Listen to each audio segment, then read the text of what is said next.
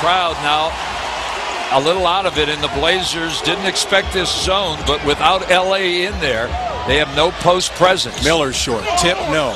Rebound to the corner. Tipped out by Portland. Phoenix ball. Blazers 3 of 13. See, and this, one reason they're in this zone is Rudy is out of the game. Right. So they don't have to worry about his. And now Martell Webster, a three-point shooter, will be hustled in. Yeah. But it's Portland who is searching here early for combinations, as they were in game 2.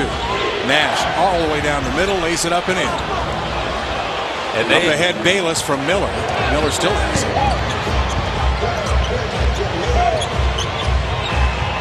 Camby, long two. Loose ball foul Howard. We go the other way.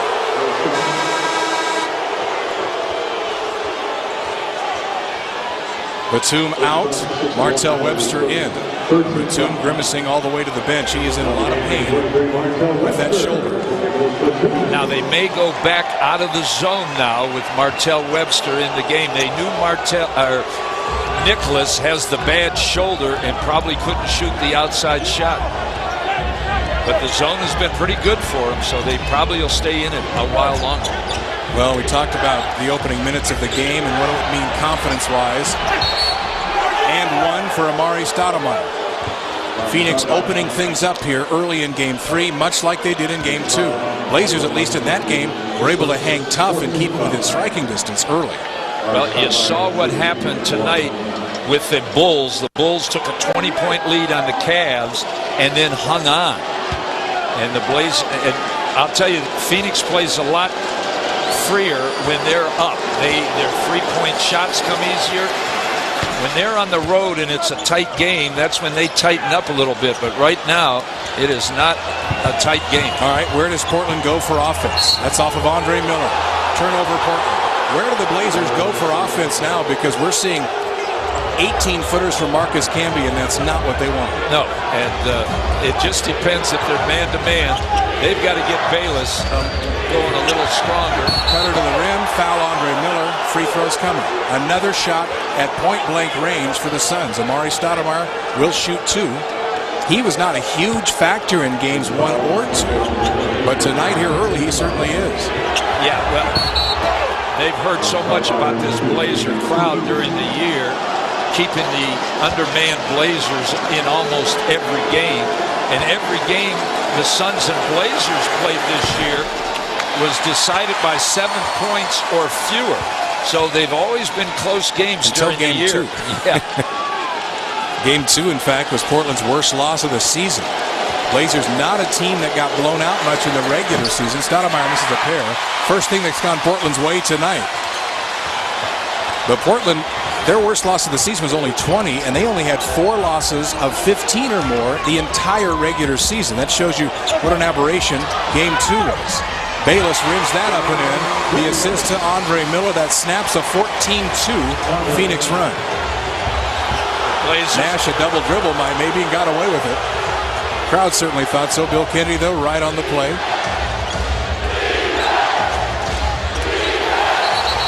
Foul out top. Bayless doesn't like it from Channing Frye. Technical foul on Bayless.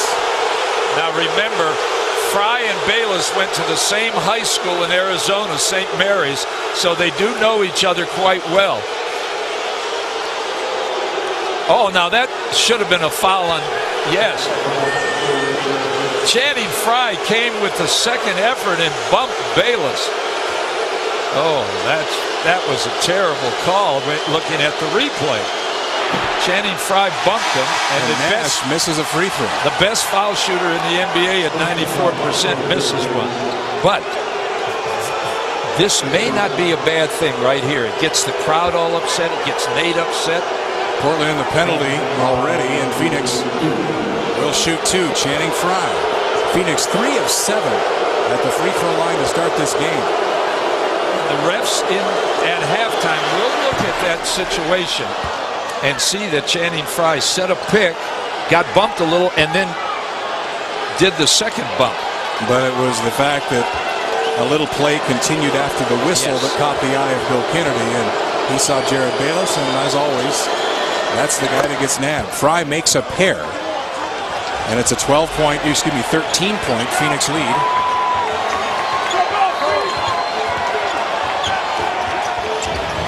You got to watch the foul trouble for Portland, just simply how short-handed the Trailblazers are. Andre Miller can't get it to fall, but does draw the foul.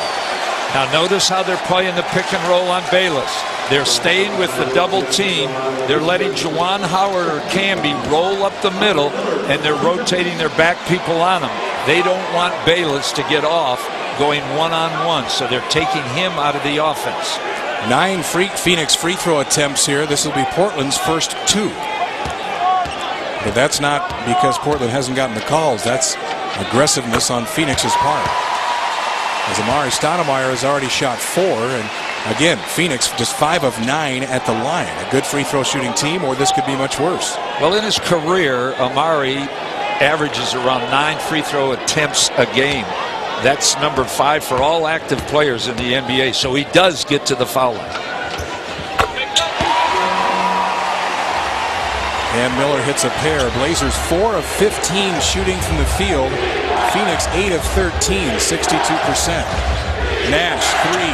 Portland goes under the pick, and Nash makes him pay once again. You know, when you say under the pick, but that ball was like 4 steps beyond the three-point line. You figure you can go behind the pick there.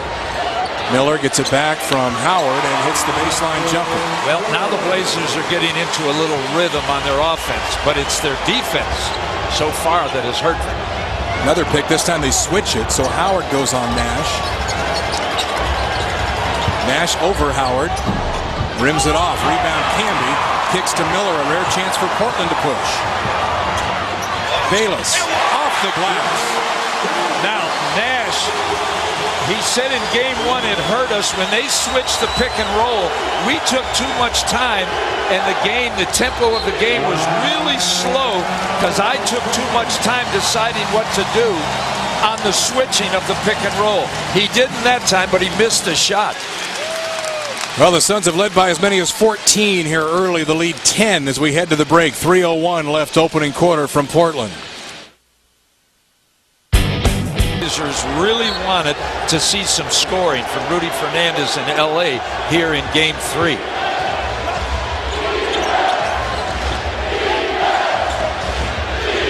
Nash out top, they switch it. Camby ends up on and Fry. Far corner, Jared Dudley off the bench. Richardson fouled by Andre Miller. Free throws coming.